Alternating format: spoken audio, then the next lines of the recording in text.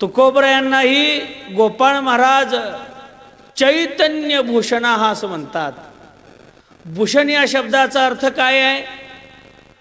भूषण म्हणजे अलंकार. नुसतं सोनं आहे. मग ते सोनं गळ्यात घातल्यानंतर आपण सोनं घालतो का? सोन्याला आकार देतो, त्याचे अलंकार बनवतो, मग आपण काय करतो? ते गळ्यामध्ये धारण करतो. तसं चैतन्य हा अलंकार आहे. तुकोबरायांना गोपाळ महाराज म्हणतात, तुकोबरायांचा जो अलंकार आहे तो चैतन्य रूप आहे. सांगू का? महाराज ब्रह्मचैतन्य आहेत. कारण आपण पाहिलं, तुकाराम या शब्दाचा अर्थ करताना तुकाराम महाराजांची बरोबरी का तुकाराम म्हटलं तर रामाच्या बरोबरीला आहेत म्हणून तुकाराम, हा एक अर्थ आपण पाहिला. तसं चैतन्याच्या रूपाने जर आपल्याला चिंतन पाहायचं असेल तर चैतन्य काय आहे? चैतन्य भूषणा म्हणजे भूषण हा अलंकार आहे, अलंकार आहे. मग चैतन्य ही काय काय म्हणायचं? ज्ञानोबराय म्हणतात, साक्षात जगद्गुरु तुकोबराय चैतन्याच्या स्वरूपाला प्राप्त आहेत. ब्रह्मचैतन्याच्या, आत्मचैतन्याच्या, हा एक अर्थ घेता येईल. दुसरा अर्थ असा आहे, चैतन्याच्या स्वरूपामध्ये अनेक चिंतन आपल्याला पाहता येतील. लावुनिया कसवटी उत्तम सुवर्णाची खोटी, बांधुनिया नववधूच्या कंठी ते गोमटी दिसे काय. जसं अलंकार परिधान केल्यानंतर एखादी नववधू शोभून दिसते आहे, तसं जगद्गुरु तुकोबरायांना चैतन्य हे नाव एक अलंकार प्रमाणे शोभून दिसते, हे गोपाळ महाराज म्हणतात. तसं हे चतुर्भुज कोंभिली जयाची शोभा रूपाली, देखोनी नास्तिकीने केली ब्रह्मवृंदे. म्हणजे हे चैतन्य मुळातच अगोदर होतं, ब्रह्मचैतन्य अगोदर होतं, पण तेच चैतन्य अनेक दिवसांनी, अनेक युगांनी ते चैतन्य तुकाराम महाराजांच्या रूपाने काय झालं? अवताराला आलं. देह तुकोबरायांचा धारण केला आणि चैतन्य रूपामध्ये काय झाले? ते अवताराला आले. म्हणून गोपाळ महाराज म्हणतात चैतन्य.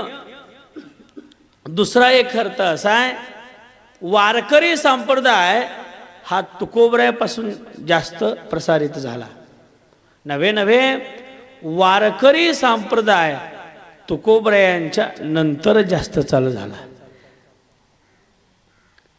संप्रदाय सकळाचा तेथून या. मग असे हे चैतन्य ज्ञानोबराय म्हणतात, मुख्य महाविष्णू चैतन्याचे मूळ. आपल्याला चैतन्य शब्द आहे, चैतन्याचे मूळ संप्रदाय सकळ येथून या. मुख्य कोण असतील तर चैतन्य आहेत.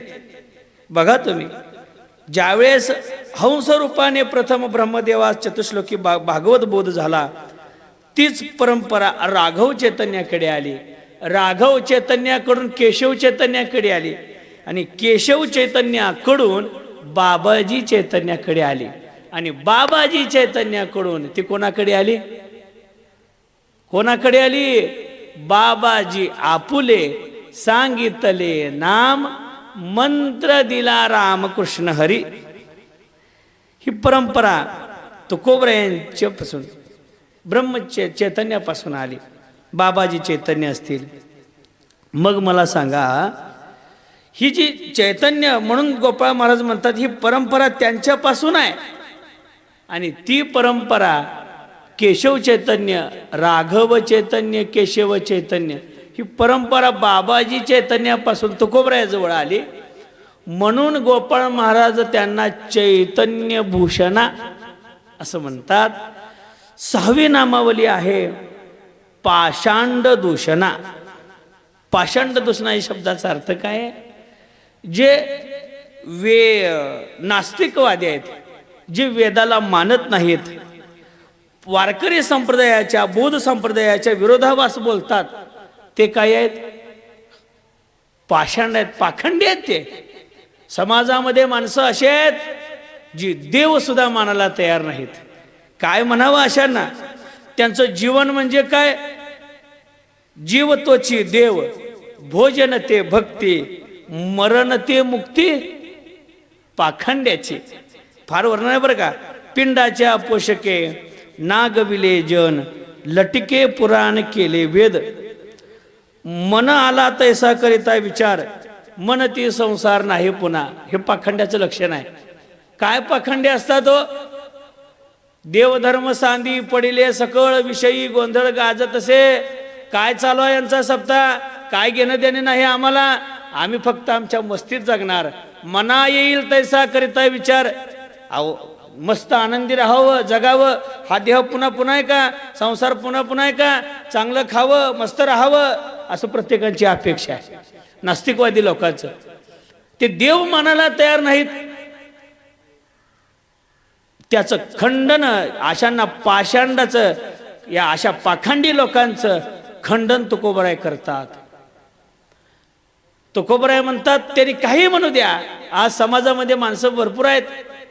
बरेचशी वादळ या वारकरी संप्रदायावरती आलेली होती. अनेक संप्रदाय फोपावले हो, पण वारकरी संप्रदाय अभेद आहे, अभेद. एक संप्रदाय आला, काही बोलू लागला. बरेचसे संप्रदाय आहेत बरं का, मी ती चिंतन इथं मांडणार नाही. वादविवादाच आहे ते, आणि लाईव्ह चालू आहे. पण वारकरी संप्रदाय अभेद आहे, अभेद. कसंही येऊ द्या हो, पाषांडाला, त्या पाखंडी लोकांना खंडन करणं हे तुकोबऱ्यांनी काम केले. जगामध्ये देव न मानणारी लोक आहेत, त्यांना विचारा का नाही म्हणतात देव? ते म्हणतात महाराज दिसतच नाही, त्यामुळे आम्ही देव मानत नाहीत. त्याला बरीचशी उदाहरण देता येतील. हे बघ, वारा कधी तुला दिसला का? तो म्हणला नाही. मानतो का? होय म्हटला. तीळ आहे, त्या तिळातलं तेल कधी दिसलं का? दिसलं नाही. दूध आहे, दुधातलं तूप कधी दिसलं का? दिसत नाही. पण याचा अर्थ तीळ आहे, तिळातलं तेल दिसत नाही, याचा अर्थ तिळामध्ये तेल नाही का? दूध आहे, दुधातलं तूप दिसत नाही, म्हणजे तूप नाही का? तिळातलं तेल दिसण्याकरिता त्याला काय करावं लागेल? घाण्यात घालावं लागेल. दुधातलं तूप दिसण्याकरिता त्याचं मंथन करावं लागेल. तसं देव जाणण्याकरिता आपण सायास करावं लागेल, प्रयत्न करावे लागतील. पण बघा, फार माणसं देव नाही देव नाही असं बोलतात हो. एखादा वक्ता, एका वक्त्याने असं देव नाही या शब्दावरती त्याचं भाषण ठेवलं. एवढं सुंदर बोलला, एवढं सुंदर. काय त्याचं वाक्चातुर्य, काय देव नाही. अहो, नुकताच माळ घातलेला वारकरी त्याचं जर भाषण ऐकलं तर भाषण संपल्याबरोबर माळ काढील. एवढं देव नाहीचं भाषण त्याने केलं. त्याला भाषण झाल्यावर एक जणांनी विचारलं, वा, काय तुम्ही देव नाही बद्दल बोललात? काय तुमचं वाक्चातुर्य आहे, ऱ्हस्व दीर्घ फार किती सुंदर आहे तुमचं. अहो, कुठं शिकलात तुम्ही? कशाने झालं हे? तो देव नाही म्हणणारा सुद्धा म्हणला, अहो, हे कशाने नाही, त्या देवाचीच कृपा आहे म्हणून मी बोलतोय म्हणला. देव नाही म्हणतोय आणि देवाची कृपा म्हणतोय, कसं नाही रे?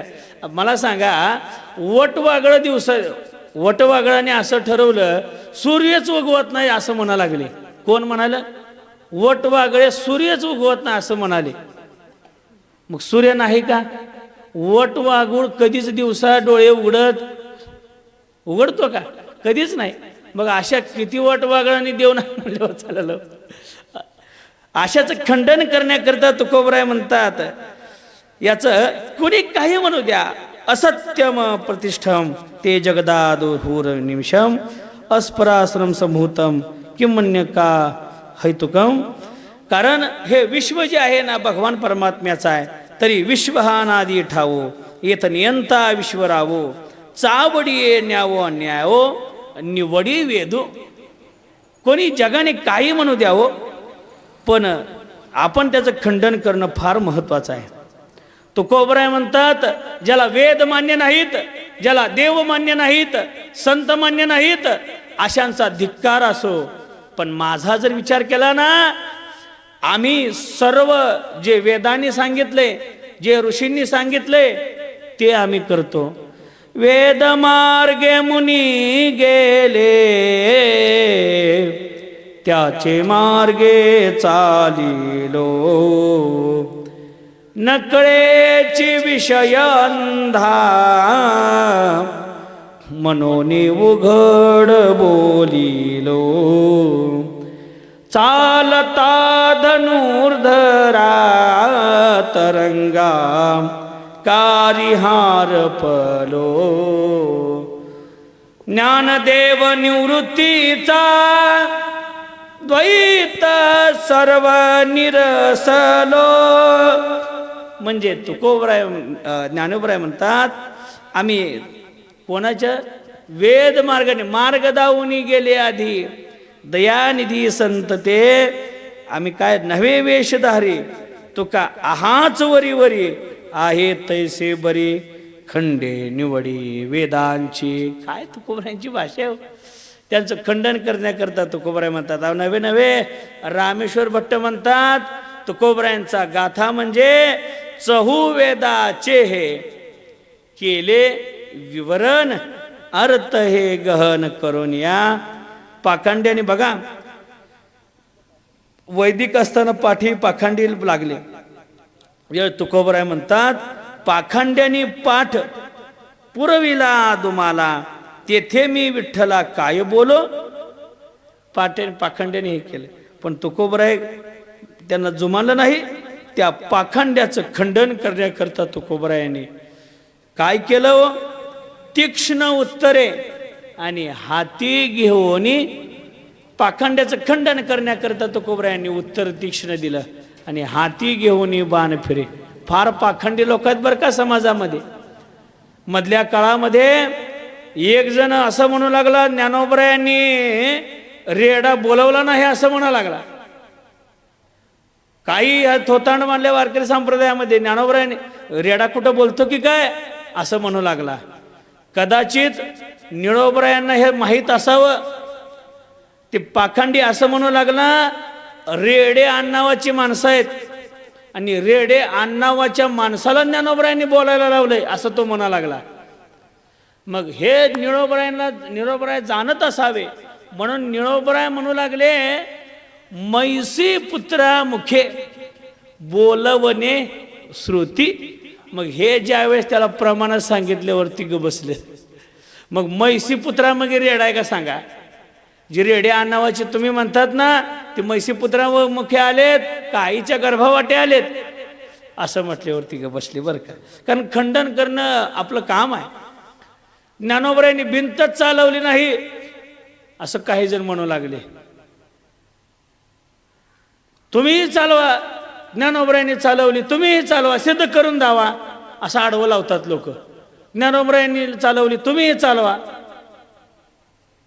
मग आम्ही त्याला म्हणतो ज्ञानोबरायांनी भिंत का चालवली, याचं कारण आहे पुढून चांगदेव महाराज वाघावून आले होते, हातात साप होता म्हणून भिंत चालवली. आम्ही भिंत चालवतो, तू वाघावून आधी हातात साप घेऊन या आधी, मग आम्ही चालवतो. अहो, अशा पाखंडी लोकांचं खंडन फार अवघड आहे. आणि समाजामध्ये तुम्हाला सांगू का, सत्वशील माणसाला समाज हा त्रास देतोय. संतांची जीवनचरित्र पहा. संत जर कठीण असले असते, सांगू का, परमार्थाच्या बाबतीत संत महात्मे कठीण आहेत, पण समाजाच्या बाबतीत कठीण नाहीत. समाजाने कितीही त्रास दिला, अनेक संतांचे जीवनचरित्र पहा, समाजाला कधीही कोणीही नावं ठेवलं नाही. एकदाच ज्ञानोबरायांना समाजाविषयी तळमळ झाली. ज्या समाजाकरिता मी झटतोय, ज्या समाजाची तळमळ मला वाटते, तोच समाज आज मला जवळ सुद्धा घेत नाही. रागाने ज्ञानोबराय खिन्न झाले. राग आला समाजाचा आणि आल्याबरोबर सिद्धबेटामध्ये आपल्या झोपडीमध्ये जाऊन दार लावलं, ताटीचं दार लावलं आणि दार लावल्याबरोबर ज्ञानोबरायांना वाईट वाटू लागले. का रे, आमचा अवतार समाजाचा ह्या जनाच्या उद्धारासाठी आहे, पण नको. मग लहानशी मुक्ताई समोर आली आणि लहानशी मुक्ताई ज्ञानोबरायांना म्हणू लागली, ज्ञानोबराया, योगी पावन मनाचा, साही अपराध जनाचा. अहो, हे जग वनव्या रूपाने जरी तुमच्या अंगावर आलं ना ज्ञानोबराया, तुम्ही संती सुखे व्हावी पाने, असं तुमचं जीवन पाहिजे. मी सांगतो ऐका, 3 माता आपल्या झाल्या. आनंदाने सांगतो. महाराज म्हणतात, जिजाबाईचा त्याग आहे, जिजाबाईचा त्याग. म्हणून तुकोबरायाचं जीवन परमार्थाचं आहे. आणि जिजाबाईंची शिकवण आहे, जिजाबाईंचं संस्कार आहेत. म्हणून छत्रपती शिवाजी महाराज आणि संभाजी महाराजांचं घडलेव. लहानशा शिवाला स्वधर्माचे आचरण, स्वधर्माचं चाड अंगी बाणवली. शंभू राजाला स्वधर्म काय आहे, पावलावरती पाऊल कसं टाकावं हे शिकवलं. आणि सांगू का, धर्म कशाला म्हणावं, येथ वडील जे जे करीती, तया नाम धर्म ठेवीती. धर्म कशाला म्हणावं, जे वडिलांनी केले ते आपण केले. आणि सांगू का, शाहू महाराजांनी स्वधर्म व्हावं, हिंदू स्वराज्याची स्थापना व्हावी, अशी इच्छा शाहू महाराजांची होती. पण त्यांना म्हणावं असं पाठबळ भेटलं नाही. पण जिजामातेने शिवाजी महाराजांना जे शिकवण, जे आचरण, स्वधर्माची चाड आणि आपल्या धर्माचा स्वाभिमान जागृत केला हो. आणि तुकोबरायांच्या परमार्थामध्ये साथ देणारी पत्नी म्हणजे जिजामाता. आणि लहानशी मुक्ताई माता वारकरी संप्रदायाचा ज्यांनी पाया रचला त्यांना मार्गदर्शन करते. किती भाग्यवान आहे आपला संप्रदाय. म्हणून कोणत्याही स्त्रीला कधी कमी समजायचं नाही. नारी की निंदा मत करी यारो, नारी तो रतन की खान, जिस नारी से पैदा हुए भीष्म प्रल्हाद हनुमान. सोपी गोष्ट नाही. पण आज जर या आधुनिक काळामध्ये समाजामध्ये पाहिलं काय घडतंय समाजामध्ये, असं वाटतं हे घडत असताना खरंच आपण या भारत देशामध्ये जन्माला आलोत की काय. आज टीव्ही, वृत्तपत्र नाही तसल्या बातम्या आपल्या कानावरती ऐकायला येतात. हिंदू म्हणून घेण्याची आपल्याला लाज वाटते, लाज. ज्या महात्म्यांनी, ज्या महापुरुषांनी आपल्या प्राणाची आहुती दिली, ज्या वीरांनी आपल्या देहाचा त्याग केला, आणि त्याच देशामध्ये काही अधर्मी थोतांड माजवतात, हे याच्यापेक्षा दुर्दैव काय असावं आपलं. स्वधर्माचं आचरण, स्वधर्म पालन हे आपण करायचं नाही तर कोणी करायचं हो. मग असे पाखंडी लोक समाजामध्ये ज्यावेळेस फिरतात ना, हा धर्म वाईट आहे, वारकरी संप्रदाय वाईट आहे, हिंदू धर्म वाईट आहे.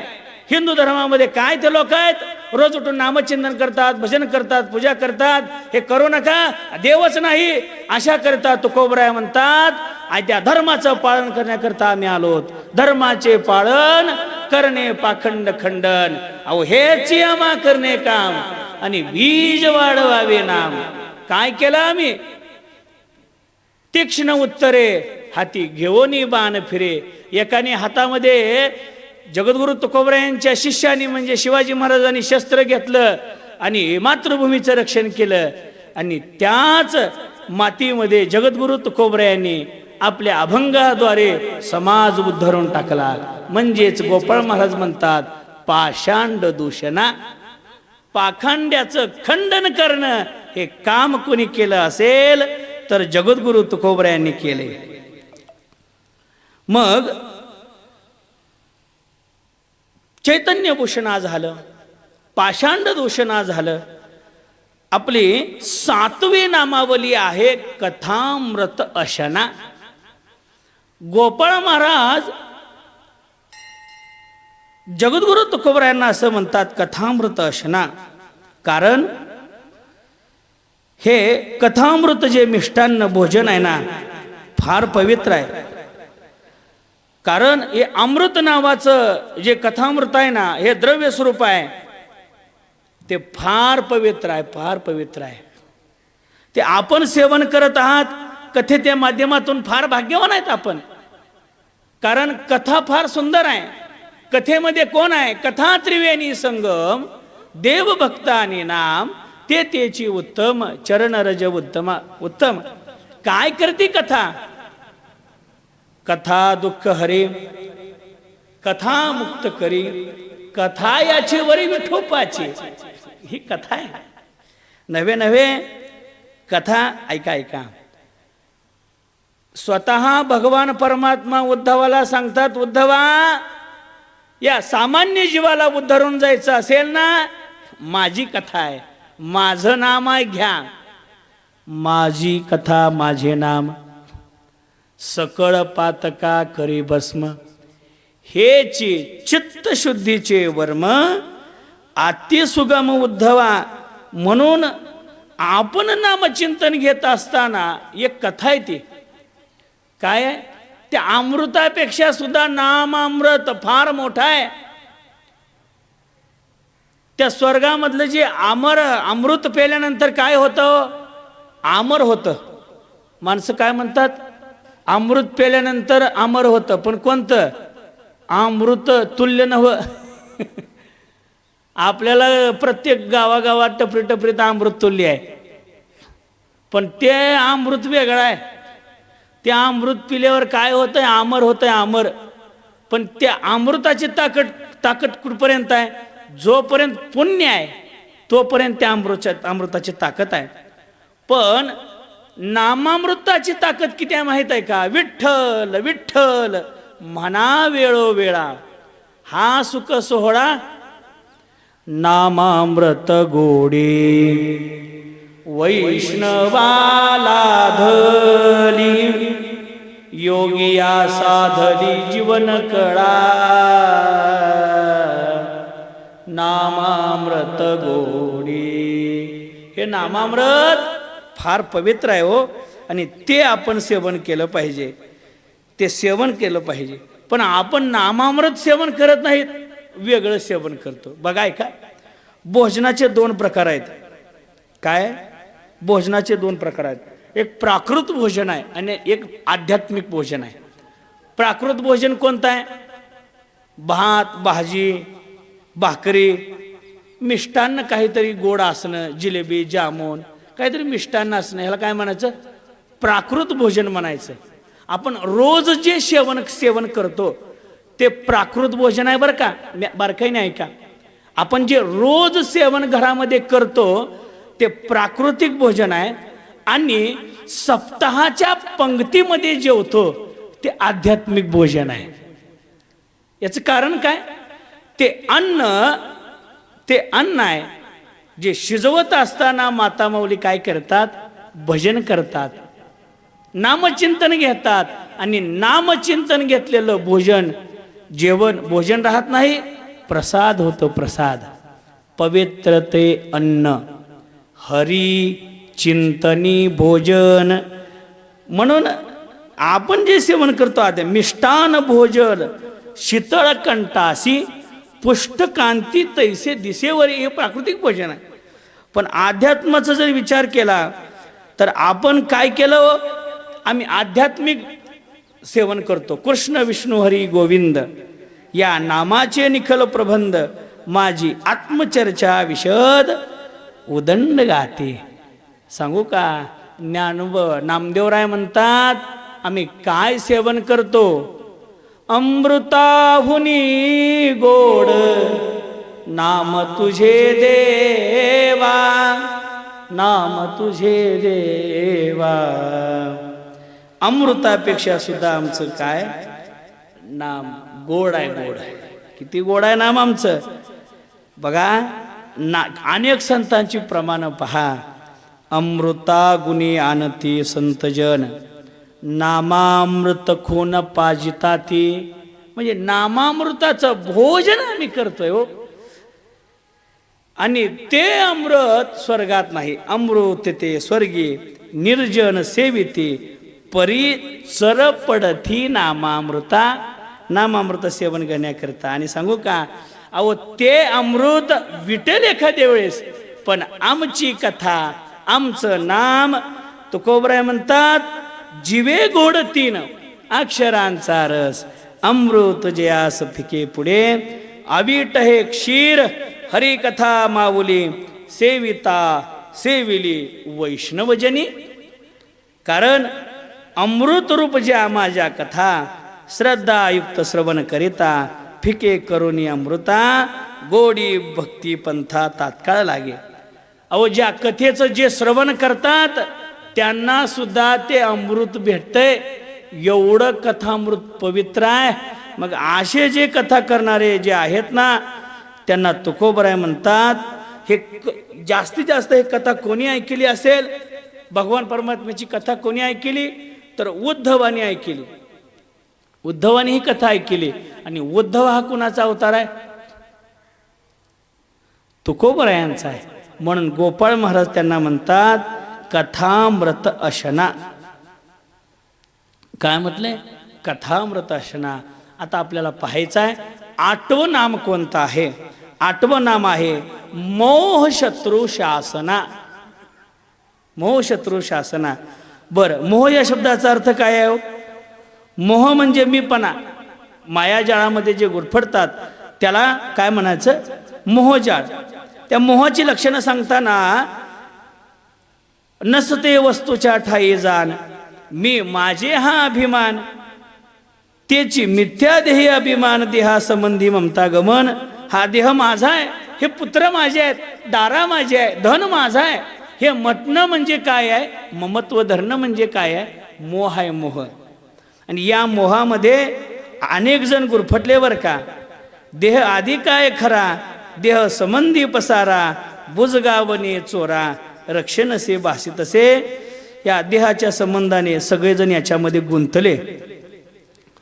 देह माझा आहे, देह माझा, शरीर माझा आहे म्हणून सगळेजण या शरीराचे चोचरे पुरवा लागले. शरीराच्या संबंधाने आसक्तयुक्त आहोत आपण. म्हणून त्याला जे जे लागतंय ते आपण द्यायचा प्रयत्न करतो. देवाने जे दिलंय त्याच्यापेक्षा जास्त आपण न्याय द्यायचं करतो. देवाने जसं दिलंय तसं ठेवावं का नाही? तसं राहत नाहीत. चांगलं दिसण्याकरिता पावडर काय, फेअर अँड लवली काय, कोरून दाढी काय, इतरांचं कशाला सांगावं? आहे त्या परिस्थितीमध्ये राहावं का नाही? अहो तसं नवे नवे पांढरे झाले, ते पांढरी झाल्यावर राहावं का नाही? झाले वया म्हणण्यानुसार असं तरी व्हावं का नाही? त्याला परत काळे करायचे. बरं, काळ्यावर पण समाधान होईना, परत तिसरा कलर निघालाय, लाल, तांबडा, काही दिवसानं हिरवा येऊनी म्हणजे झालं. बरं, हिरवा झाल्या पाखरं बसून म्हणजे झालं. मला सांगायचं का, आसक्तयुक्त आहेत आपण. हो, देहाला जे लागेल ते पुरवतोय. पान खाण्याचं व्यसन आहे, पान खाण्याचं व्यसन. दात चांगली होती तोपर्यंत खाणं ठीक आहे की, पण आता दात गेले, ते दात चांगली होती तेव्हा लोहाचं चण खाल्लं नाही ती फोडलं. आता पान सुद्धा नीट चावता येत नाही. अहो पान तरी कशाला? बघा तुम्ही, इकडची दंतवाडी पल्ली, इकडची दंतवाडी पल्ली, मधली पण पल्ली. उगाही एखादा दुसरा वर राहिला, वर एखादा दुसरा राहिला, ती पण कशाची? देवाचीच कृपा म्हणाच, कान्होबा महाराजाची कृपा. कारण दंतवळीचा जिलार तेव्हा कान्होबा रसाळ. काय करा मग? अशा एखाद्या माणसाला एक केळी द्यायची खायला. केळी मुळातच कशी असते? मऊ असते. बरं, अशी केळी द्यायची स्वयंभू पिकलेली असावी. तिला लावल्याबरोबर बोट असं मध्ये जावं, हातात घेतानाच बोट मध्ये जावं, एवढी केळी की नरम. मग एवढी नरम असलेली केळी त्याला खायला दिली. आणि खायला दिल्यावर योगायोग त्याचा चांगला. इकडं दात नाहीत, इकडं दात नाहीत, केळीला चावावं लागते का सांगा बरं तुम्ही? चावावं लागत नाही. इकडं नाही, योगायोगाने मध्ये जाईना. पुढच्या JCBनं जरा ढकललं मध्ये म्हणून गेलं. ही JCBच नसती तर बाहेरच पडला असतं. देहाचा धर्म आहे, जाणार आहे, शाश्वत नाही, अशाश्वत आहे, पण आपण त्याचे चोचले पुरवतोय. मग तुकोबराय म्हणतात आम्हाला या देहाचं ममत्व नाही. तुकोबरायांची भाषा आहे, काय देह घालू करवती खरमरी, टाकूया भितरी आगी माझी. आम्हाला याचं ममत्व काही नाही. कारण या देहाचा जर विचार केला असता तर आमची कथा, आम्हाला कथाही काही झालं नसतं. अहो आम्ही त्याग केला व याचा, देहाचा त्याग केला. नवे नवे ज्याच्याने मोह वाढतो, माया वाढते, त्याला आम्ही तिलांजली दिली. वित्त गोत पुत माया तुटली हे लागावळी, आम्ही याला काहीच धरलं नाही. अहो तुकोबरायांचं सांगू का, तुकोबरायांनी एक उदाहरण दिलं, जीवनचरित्राचं एक उदाहरण दिलं. मनुष्याचं जीवन कसं आहे माहीत आहे का? मनुष्य मोहरूपाने प्रपंचामध्ये गुंततो, मोहरूपाने संसारामध्ये गुंततो. आणि एकदा का मनुष्य प्रपंचामध्ये संसारामध्ये गुंतला की मनुष्य अंध होतो. हे कळतंय ना तुम्हाला? गुंतलो या संसारे कैसा झालो से अंध,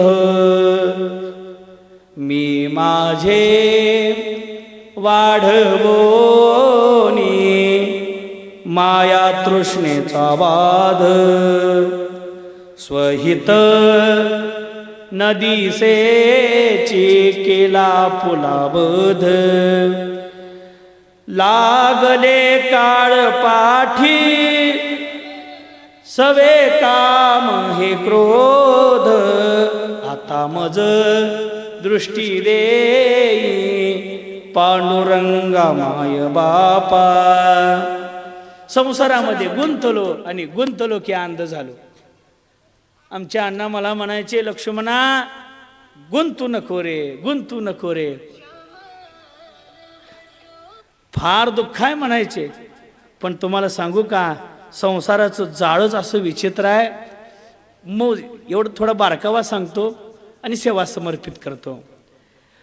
एखाद्या प्राण्याला पकडण्याकरिता काही जाळं टाकतात, हरणाला पकडण्यासाठी जाळं टाकतात. त्याला काय म्हणतात तो, काय म्हणतात त्याला? हा हा फास, फासा, वाघुर, काय वाघुर, फासा. सशाला, माशाला पकडण्याला काय करतात? जाळं टाकतात. बरोबर आहे. प्रत्येक प्राण्याला टाकलेलं जे जाळ आहे ना, बर ते जाळं या शब्दाचा अर्थ काय आहे? बेसिक तुम्हाला सांगतो. जाळं या शब्दाचा अर्थ काय आहे? जाळं या शब्दाचा अर्थ काय आहे? जाळं या शब्दाचा अर्थ आहे जे गुंतवतं त्याला काय म्हणायचं? जाळं. हे कळतंय ना? जे गुंतवतंय त्याला म्हणायचं जाळं. प्राण्याला टाकलेलं, माशाचं असू द्या, सशाचं राहू द्या, हरणाचं राहू द्या, प्राण्याला टाकलेलं जाळं दिसतं. पण मानवाला जे जाळं टाकलेलं संसार रूपी जाळं आहे, कधी दिसतं का हो? मनुष्याला टाकलेलं जाळं दिसत नाही. पण मनुष्य गुंतल्याशिवाय राहत नाही. बर एकदा का गुंतला, लक्षात घ्या, एकदा का गुंतला त्या जाळ्यामध्ये परत बाहेर निघतो का? आणि तुकोबऱ्याची भाषा हीच आहे. एकदा का तुम्ही गुंतला की काय झालात? अंध झालात. अंध गुंतलो या संसारी कैसा झालो से अंध. मग तुम्ही काय करता? मी माझे वाढवून माया तृष्णेचा बाध, हे माझं ते माझं, हे माझं ते माझं म्हणता आणि आपलं स्वहितच विसरून जाता. स्वहित न दिसायचे केला फुला वध, लागले काळपाटी सवय काम हे क्रोध. मग असं जे आहे ना, तुकोबराय म्हणतात आम्ही हा मोह शत्रू आहे आम्हाला, आम्ही याला जवळ सुद्धा येऊ दिलं नाही. मोह शत्रू शासना. असे ही जगद्गुरु तुकोबरायांची 8 नामावली आपण गेल्या 4-5 दिवस पाहत आहात. उरलेल्या उर्वरित नामावलीचं चिंतन आपल्याला उद्या पाहायचं आहे. झालेली प्रवचनरूपी सेवा सकल संतांच्या चरणी अर्पण करून, ज्ञानोबराय तुकोबरायांच्या प्रभुरामचंद्रांच्या चरणी अर्पण करून सेवेला पूर्णविराम देऊ. कारण आजचा आपला सप्त्याचा 5वा दिवस आहे. गेल्या 5 दिवसापासून कथा ऐकत आहात, नाम ऐकत आहात, जगद्गुरु तुकोबरायांची नामावली ऐकत आहात. फार भाग्यवान आहोत आपण, कारण देव अधिक संतांचं चरित्र गुणानुवाद आपल्याला ऐकायला भेटते. आणि नवे नवे वारकरी संप्रदायाचा असा आहे हो. बघा तुम्ही, वारकरी संप्रदायाचा मोठेपणा मी तुम्हाला सांगतो एका वाक्यामध्ये. अनेक संप्रदाय अशी आहेत ज्या संप्रदायामध्ये एकमेव देवाच्याच कथा चालतात. काही संप्रदाय असे असतात नुसत्या संतांच्या कथा चालतात. पण सांगू का, वारकरी संप्रदाय हा ऐकत्वाचा संप्रदाय, ज्या संप्रदायामध्ये संतांचीही पूजा होते आणि देवाचीही पूजा होते. म्हणून वारकरी संप्रदाय सगळ्यात श्रेष्ठ संप्रदाय आहे. आपण देवाचे उत्सव साजरे करतो, संतांचे उत्सव साजरे करतो. नवे नवे माझा देव, देवाचे उत्सव जरी नाही साजरे केले तरी देवाला चालतं, पण संतांचे उत्सव साजरे करण्यात आपल्यापेक्षा देवाचा अट्टहास जास्त आहे. म्हणून आपलं फार भाग्य मोठं आहे. रामनवमीच्या उत्सवानिमित्त रोज कीर्तनही ऐकायला मिळतात, कथाही ऐकायला मिळते. झाली चिंतन सेवा सकल संतांच्या चरणी अर्पण करून सेवेला पूर्णविराम देऊ. पुंडलिका वरद्यारी विठ्ठल, श्री ज्ञानदेव तुकाराम.